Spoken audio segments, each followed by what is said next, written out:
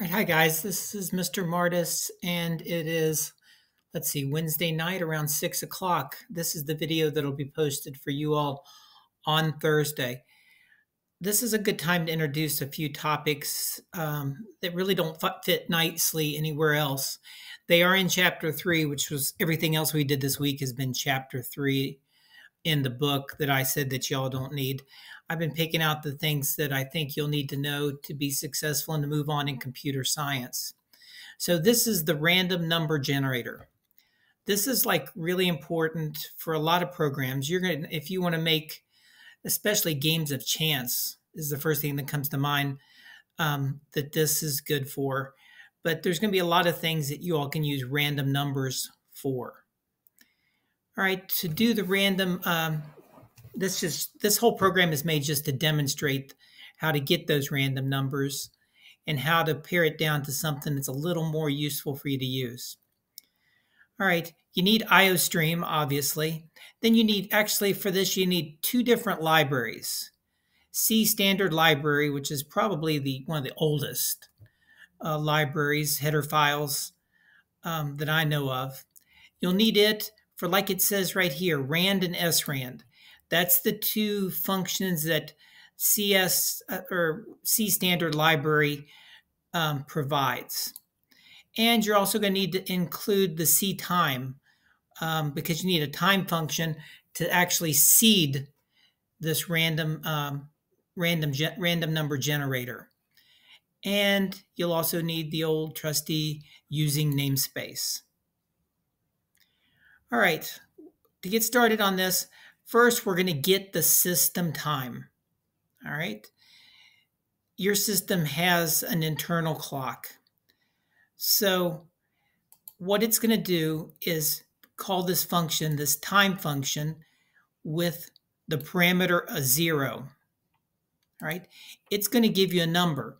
It's not it in itself isn't a random number, because the number that this time 0 is going to give you is the seconds that has elapsed since January 1st, 1970. Think about that. So it's like 51 years of seconds. All right, it's going to take this number and it's going to assign it to unsigned seed. Unsigned means positive. And obviously, if you're talking about number of seconds, it's going to be a positive number of seconds. All right, so again, time 0 calls upon the seconds since 1970 and assigns it to a variable called seed. And in the program I wrote, I actually made it visible. See out the seconds since January 1st, 1970, then I've seed out seed. All right, that number is always going to be changing. All right, the reason we're using this, you can put any number you want inside of this number generator. srand is a random number generator. You can put 12 in there, and it's going to output something. But what you want to be a really random number is to always be an ever-changing number that you seed it with. This clock function allows you to do that. You're always putting in a different number. It gets bigger and bigger and bigger, but it's going to be different every time that you put it in srand, which is, like I said, the random number generator. Then after you've put the seed inside of the random number generator, then every time you run rand parentheses open and closed, all right, basically you run the rand function, every time you're going to get a different number. Let me run this for you so you can see. All right, just in case you were curious, the number of seconds that has elapsed since January 1st, 1970 is, let's see what this is. There's thousands, there's millions. There's been 163 billion. Am I reading that right? Nope. 1,631,138,513 seconds. So this number, all right, goes inside of the random number generator. And like I said, it changes all the time. And now you're going to print out some numbers. Okay, you put it rand. If you run the rand function, you get 9,837. You run it again just a millisecond later, and you get 17,547. You run it just a second later, you get 28,401. You just keep getting different numbers because it is a random number generator. All right. You're probably thinking, okay, I can't use numbers that big. Really, what did I gain out of that? So here we're going to use something that we learned probably back in week 1. It's the mod operator. So what I'm going to do is I'm going to call on that random number. All right. I'm going to get a random number right here, and then I'm going to go mod 10. Think about what that does. It's going to divide this number by 10, right? And whatever the leftover is remaining, and the remaining is going to be 0 through 9. 0, 1, 2, 3, 4, 5, 6, 7, 8, 9. All right? It's going to assign it to num, and I'm going to print it out. So let's watch this. I'm going to do this 2 or 3 times to show you. There's a random number being generated here. You mod 10 it, and you're going to get a number between 0 and 9. 0. Run it again. 3. Run it a third time. Get 6. Run it a fourth time. I get another 6. Get an 8. So you can see it is truly a random number. So this brings into play 2 things: the random generator and the mod sign that we learned back in probably the first week. All right. Remember, mod means remainder. So if you divide by 10, you're always going to have a remainder of 0 through 9. All right. Take some notes on this. Guys, this wouldn't be that hard for you to type in your computer and play with it just a little bit. You can see that this would have a lot of value for card games, all right?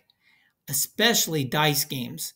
You know, you can make a couple of dice. I could have made 2 dice, made it rand 6, then made your answer, whatever your answer is, make it mod 6. Then your answer is always going to be between 0 and 5. Add 1 to it. Your dice roll is always going to be 1 through 6. So that will be coming up in a game. We do games of chance in this class too. You'll use this mod operator and a 6 and a little bit of tweak of the formula, and it can give you dice.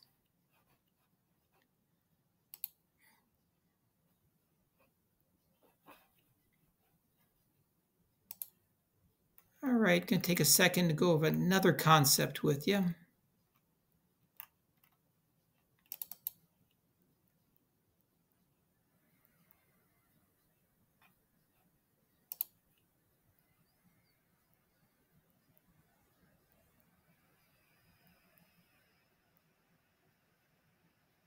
All right, I've touched on this before. We did one, and I just went over it briefly. It's actually how to use the exponent function. So for this one, all right, this program asks for the lengths of 2 sides of a right triangle, and it'll give you the hypotenuse. So we're going to be using a squared plus b squared equals c squared. All right, you got to include IOStream, you got to include IOmanip, and you got to include CMath.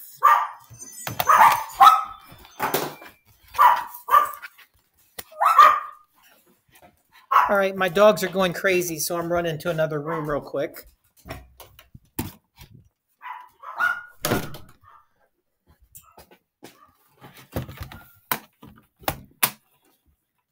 All right, just a slight bit of technical difficulty. So we need IOmanip for the set precision. And we need CMath.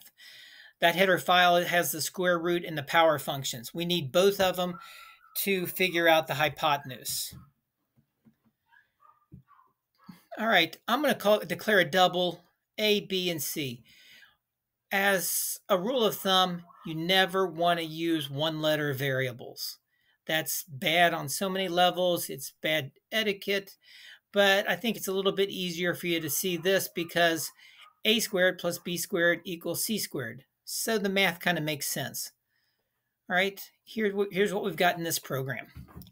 You've got enter the length of side A, and it's a double, so you can make it any kind of decimal that you want. Enter the length of side B.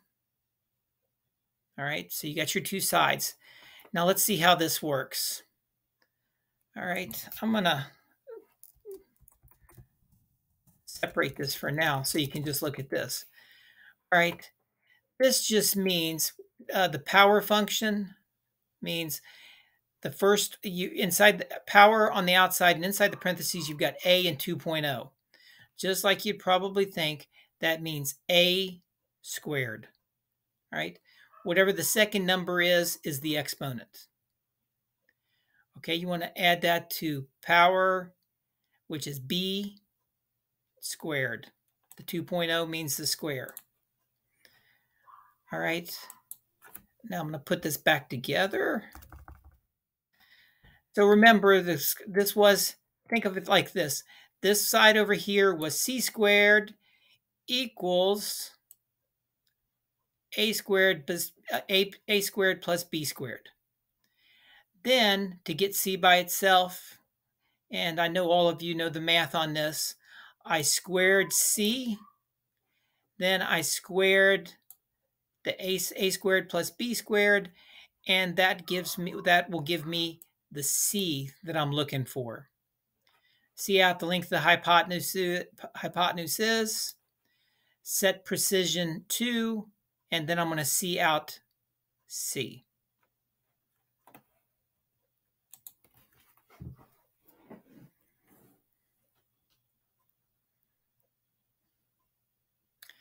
Inner length of side A. First, I'm going to do this with something we know the answer to. I'm going to make side A 3 and hit enter. Then I'm going to make side B 4 and I'm going to hit enter. And as you all can guess, this is a perfect 3, 4, 5 triangle. So the hypotenuse is 5. Let me go back and run that again with something a little more interesting. All right. I can make this 12.37 side A, and then I go back and make side B. Let's call it 16.74. Hit enter, and then the length of the hypotenuse is 21. All right. So basically you need to, out of this, you need to know that there is a square root function. All right. Basically, it'll take the square root of anything inside the parentheses. And you also need to know how to use the power function. Remember, it's power. Then in parentheses, you've got the first one, which is your base, and the second number, which is your exponent. All right, give these a good look because it's like a guaranteed all the concepts that we talked about in this video, the square root, the power function, and definitely the random function is going to be used in future programs. We're going to be looking at making some games of chance, so you definitely need to understand the rand function, and I feel pretty confident that the rand function will be coming up within the next 3 weeks. All right, guys, I will see you all on Friday. Have a good production day.